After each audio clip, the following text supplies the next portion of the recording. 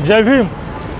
आज आम्ही पुण्यामध्ये आहोत आणि हा लाँग मार्च अडवण्याचा भरपूर प्रयत्न चालू आहे सरकारचा आणि काही मनुवादी लोक प्रत्येक वेळी लाँग मार्चच्या आड येत आहेत, पण त्यांना प्रत्युत्तर आम्ही संविधानिक मार्गाने देत आहोत।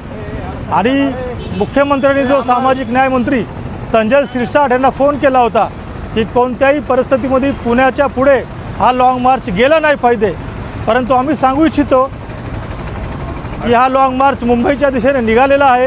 पुण्यामध्ये समाजाचा खूप जास्त प्रतिसाद मिळालेला आहे, जास्तीत जास्त लोक भेटत आहेत, स्वागत करत आहेत आणि आज संध्याकाळी पुन्हा रेल्वे स्टेशनच्या ठिकाणी मोठी सभा आहे।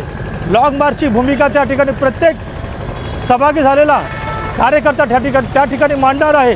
तरीसुद्धा देवेंद्र फडणवीस, आम्ही तुम्हाला सांगू इच्छितो की मुंबईच्या दिशेने येणारा हा लाँग मार्च 10 लाख नाही, आता 50 लाखाच्या वरती भीमसैनिक ह्या मुंबईमध्ये दाखल होणार आहेत आणि तुम्ही उपवर्गीकरण ही जी प्रक्रिया राबवलेली आहे ही रद्द केली नाही तर याद रखा, त्या मंत्रालयाच्या आत घुसून तुम्हाला त्या खुर्चीवरून मंत्रालयाच्या बाहेर फेकल्याशिवाय हा भीमसैनिक गप्प बसणार नाही।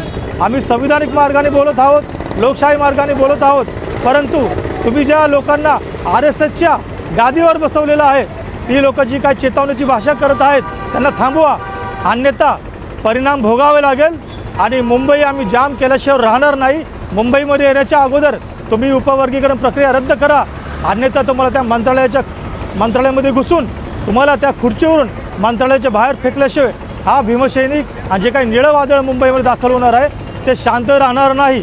जय भीम, जय भारत।